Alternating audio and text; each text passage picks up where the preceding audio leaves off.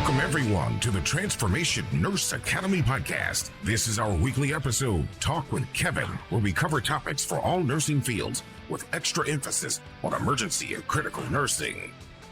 Get ready for candid discussions that explore the vast landscape of nursing and beyond.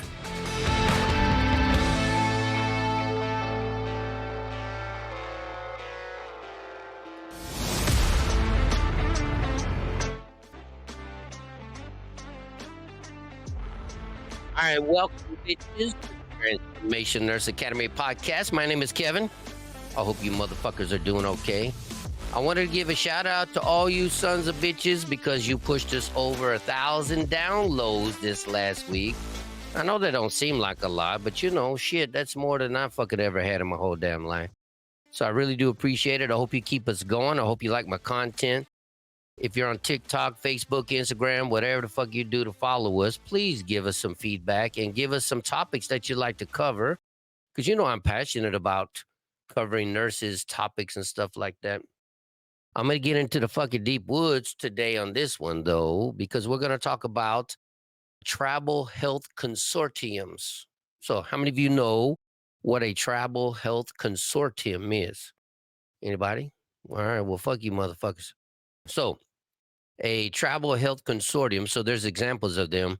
There's Alaska Native Tribal Health Consortium, or the ANTHC, a statewide organization that provides healthcare services, public health initiatives, and advocacy for Alaska Native people. It operates the Alaska Native Medical Center and collaborates with regional healthcare organizations. There's also Southeast Alaska Regional Healthcare Consortium, or it's almost spelled search, but it's spelled search with the H and C fucking backwards, SEARHC, a nonprofit health consortium that serves the residents of Southeast Alaska. I can't even fucking talk to them. I'm excited about your fucking downloads. Anyway, they're providing a range of healthcare services, including primary care, dental, behavioral health, and specialty services. Benefits of tribal health consortiums: they improve access, they enhance quality of care, and they provide cultural competence. Some challenges is funding stability, legal and regulatory issues, and workforce shortages. Well, we're going to talk about workforce shortages. I'm not saying I agree or disagree because I'm not a Native American. I'm not a Native Alaskan. So this topic is going to be touchy for a lot of people. I'm not here to piss your ass off, but if you do get pissed off, well, fuck you. I don't know what to tell you. So this story just came out. This was posted by Jen. I hope she doesn't mind me sharing, but look, you're on fucking LinkedIn. So this is, let me see, I don't want to lie to you. Jen Crow, RNBSN, the founder of Nurses for Nurses, Inc. So if you ever want to find her on Jen, go visit her and join the Nurses for Nurses, Inc. Anyway, this is a story that I found on Alaska Public Media, PBS, NPR. Alaska tribal health consortiums are legally immune in many cases, state Supreme Court says.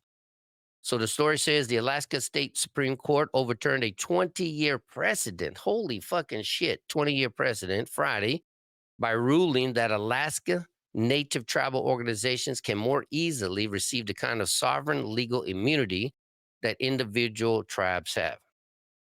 So Friday's 4-1 decision means that the tribal consortiums that provide health care for tens of thousands of Alaskans, both native and non-native, are largely immune from civil lawsuits in state court. You heard that right.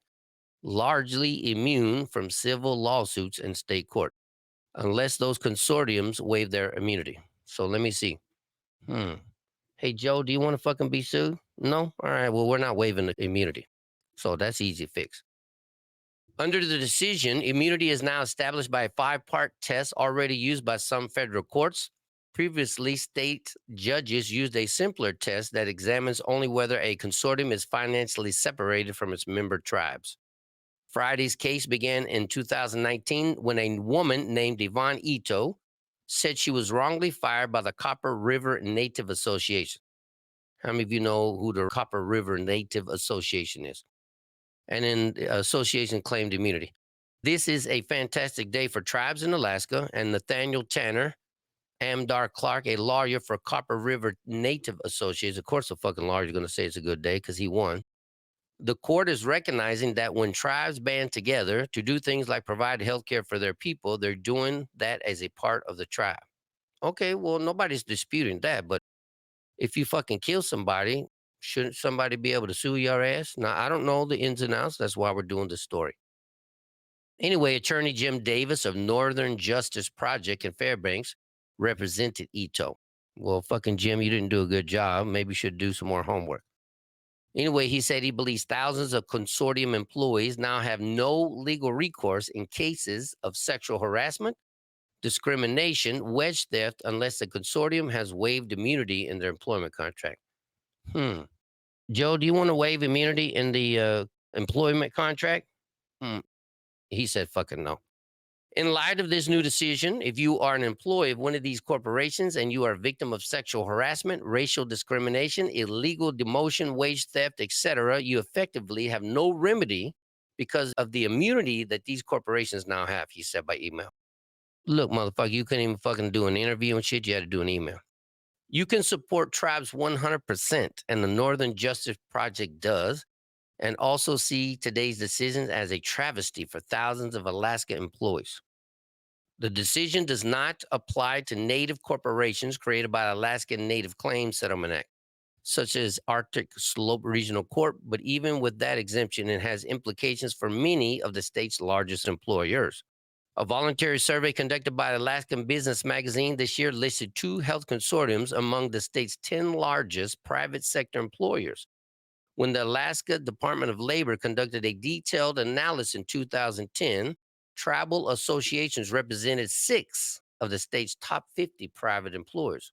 2 of the Alaska Supreme Court 5 justices, Peter Mason, I don't know if I'm saying it right, Maassen, Mason, and Dario Borgenson, Borghesan, recused themselves, leaving 2 semi-retired justices, Dana Fabe, or Fabe, F-A-B-E, and Warren Matthews, both of them sound fucking white to me, to join Daniel Winifrey, they all sound fucking white, Susan Carney, and Jennifer Hudson on the bench. All of these motherfucking Supreme Court justices who voted against the Alaskan people all seem like they're white, but I don't know that to be true. I'd have to look them up. They may have some native ancestry in them, but how much, I don't know, and I don't know what their thoughts are, except they don't think that if you are an employee, you should have rights.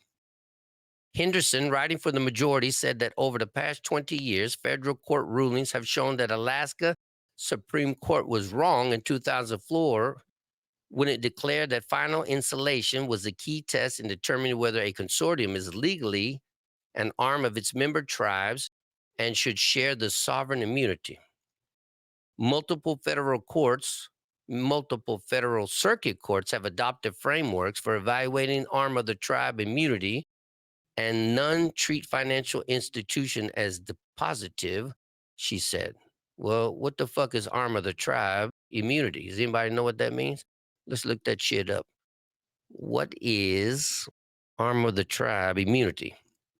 So this says arm of the tribe immunity refers to the legal doctrine that extends to the sovereignty immunity of Native American tribes to certain entities closely associated with the tribe, often called tribal entities or tribal arms. This immunity protects these entities from being sued in a state or federal courts without their consent. Well, I mean, I understand because we gave American natives and their tribes sovereign immunity over their land, and they can pretty much do what the fuck they want, and they don't have to follow most of federal law, if I'm not mistaken. And I get that. This immunity protects these entities from being sued in a state or federal court without their consent, similar to the immunity that the tribes themselves enjoy. The doctrine is designed to preserve the sovereignty and self-governance of tribes by protecting their affiliated entities from external legal challenges. They're trying to keep them on their own.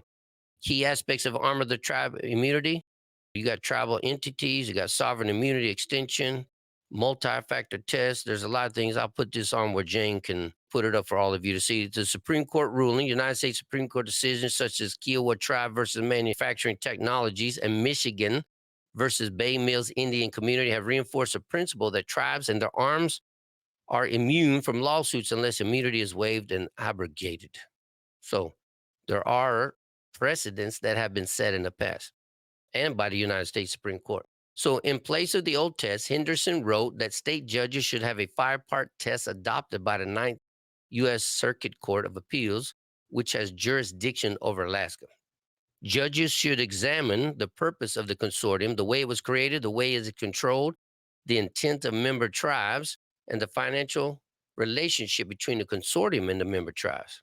The state of Alaska argued that because Copper River Native Association is incorporated under Alaska law, it should not be eligible from sovereign immunity.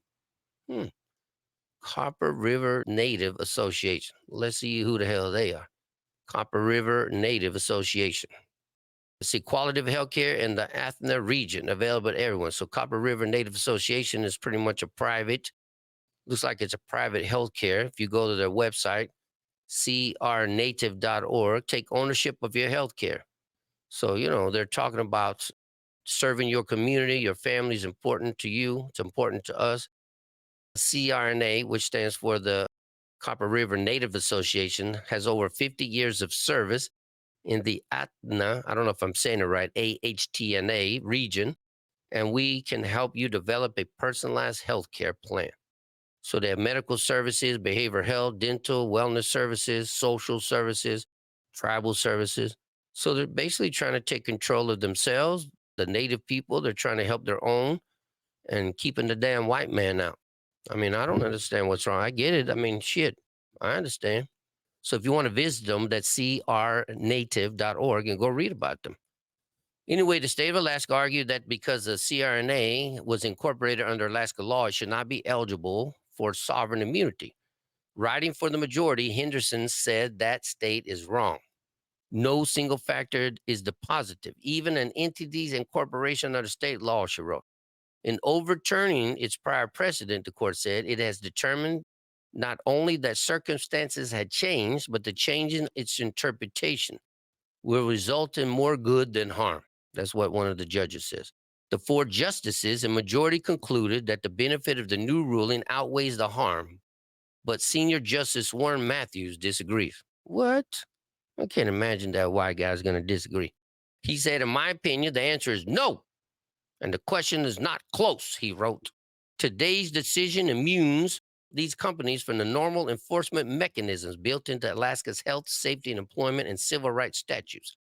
Municipal ordinances of all sorts, including tax. Oh, there you go, Matthew. Tax, planning, and zoning, and building codes, which means more fucking taxes and money. Matthew, you're mad because you ain't getting no motherfucking money out of these people. What the fuck is wrong with you? We need to get money out of the tribes. Fuck you, Matthew. Once there is immunity, normal enforcement tools are no longer available.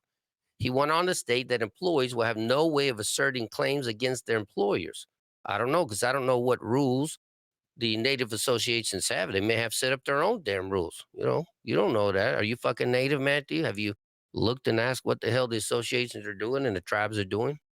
Unpaid suppliers and contractors whose contracts have been breached will also be left without a remedy. Well, if you follow tribal law, let's look at that. What if I contract with a native tribe? What recourse do I have if they do not fulfill the contract? Let's look that shit up. It says contracting with a Native American tribe or a tribal entity presents unique legal challenges due to sovereign immunity. Here are steps that you can take to protect your interests and ensure that you have recourse if the tribe does not fulfill the contract. So they negotiate a waiver of sovereign immunity, explicit waiver, limited waiver, arbitration clause, choice of law, forum selection, performance bond, escrow account. So they have many ways. It's just, they may not be beneficial for you if you're not part of the tribe and if you can't bind them by the local laws and stuff. I get it. I could see that. But that's the risk you're going to fucking take by working with tribes who don't want to waive their immunity. That's just the way it is. He concluded relegating employees to the powerless status they held in the early 20th century and placing a sector of the economy off limits to the normal law enforcement efforts designed to protect public health and welfare cannot be regarded as other than seriously harmful. Is that right? Maybe he might be right. I don't know. Admar Clark said the kind of the sky is falling issues raised by Matthew really aren't going to come to pass. Well, you don't know that, fucking Mr. Clark. We don't know that. Let's see who Admar Clark is. Let's keep reading. Consortium said in legal filings that they were worried about frivolous lawsuits that could force them to spend money that might otherwise go to healthcare. If you're worried about frivolous lawsuits, why don't you pass a law that protects you from frivolous lawsuits instead of basically overturning a law that protects everybody? That's what I don't get. You know what I mean? So let me see. Admar Clark, Native Copper River. Let's see who this motherfucker is. Copper River. Admar Clark, Copper River. Let's see. We don't see this guy, huh? He doesn't want to be seen. Oh, here we go. Nathaniel Admar Clark. Oh, he was in a lawsuit. Oh, he's been in lawsuits a lot. So I don't know who he is, but so Athna's here, Tahanya's here. I'll put this up in here. I'll let Jane see all this and stuff. Let me see if there's any images of Admar Clark. Admar Clark. I don't know. It's hard to find this guy. I don't really see a picture of him. Let me see here. Let's see if this is him. Nope, I don't see a picture of him. I'll try to see if I can get a picture for you for Jane and shit, but I don't know who this motherfucker is. All right. So the main benefit is security. It makes sure that these critical resources that are intended for the benefit of patients and Alaska Native people actually go towards that rather than fending off legal claims. He may have a point. I mean, I don't know how many frivolous lawsuits they've had, in the past 20 years in Alaska, but he might be right. If someone is injured by a doctor and needs to file a malpractice claim, they can still do so in federal court, he said. An employee or supplier working for a consortium can negotiate in their contract for a partial waiver of legal immunity, ensuring both sides are protected. See, I mean, as long as you agree and you understand. The case was closely watched by the state of Alaska, which filed friend of court briefs back in Ito, and the United States government, which did the same for the association. Tribal groups across the state, including Tanya's Chiefs Conference. Let's see, who the hell is Tanya Chief Conference? We'll see who the hell they are. Tanya Chiefs Conference. Doesn't say who that is. We'll find out who they are. Alaska Native Tribal Health Consortium, United Tribes of Bristol Bay. I don't know how to pronounce this. Mani. I don't know. I can't see. Maniilaq. Manila Association and Southeast Alaska Regional Health Consortium also expressed their interest in the issue via friend of court briefs. Erin Daughtery Lynch is a managing attorney for the Native American Right Funds, which filed some of those briefs. She said the case boils down to fundamental issue. Tribes, practically since the founding of the United States, have been recognized as sovereign governance of their own and within their own rights and responsibilities, which she's not wrong, or he's not wrong. 5 individual tribes, each operating their own healthcare program, for example, each have tribal sovereign immunity, she said. She's not wrong there either. And those same 5 tribes decided to join together and run a healthcare program serving all 5 of their communities. Why should the 5 individual tribes essentially all lose their sovereign immunity, one of their fundamental sovereign powers? I mean, I don't think she's wrong on that. I mean, we allow that shit all the time. In the American public, we call that a fucking monopoly. I don't know what they would call it in the tribal community, but it's still a monopoly. See, what do you think about this statement? Let's see what this motherfucker says about this statement. So, I mean, she's not wrong. I get it. I mean, if you all have immunity, if you all bind together, you still have immunity. I mean, technically, I guess you would. So it says the statement, the arm of tribe immunity refers to a legal doctrine that extends to the sovereign. Yeah, we talked about that, motherfucker. That's not what I'm talking about. So, I mean, if you're a tribe, so I guess there's no reason why they can't. Business operation of tribal entities can engage in economic activities with reduced legal risk, fostering business growth and job creation within tribal communities. I mean, there's precedents set by this. There's many United States Supreme Court precedents that have already, so I've already named a few of them and stuff. So I don't know why we're upset about this. I mean, I get the implications, but I don't know. You'd have to see if you could find anybody that that works at the tribal health consortiums or somebody that works in the Native American health clinics to see how they feel about this. I did reach out to my friend and see what she says. I'm not Native American, so I don't know. I'm not an Alaskan, so I don't know what it would do. I don't know how many frivolous lawsuits has Alaska had in the past 20 years. And what's a frivolous lawsuit? You know what I mean? So, what is a frivolous lawsuit? I mean, we got a lot of people who come into the emergency room that fucking does crazy shit and, they want to sue for everything. So it says the number of frivolous lawsuits in Alaska over the past 20 years is not explicitly documented, and you don't have, resources available. However, it is noted that Alaska is among the states with the fewest lawsuits per capita. Oh, shit.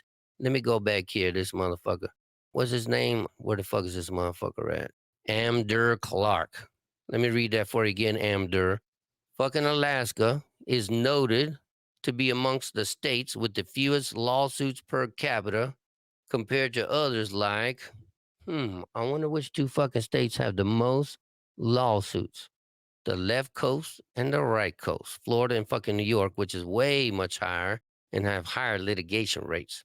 Frivolous lawsuits, which are often seen as baseless or without merit, do exist, but they are not as widespread as commonly perceived.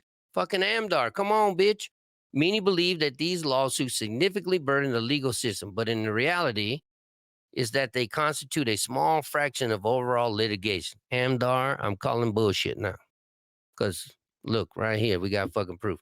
Most legal professionals argue that the justice system has mechanisms to dismiss these cases early on and impose penalties on those who file them without valid grounds. So, I don't know what to tell you. So, let me be more specific.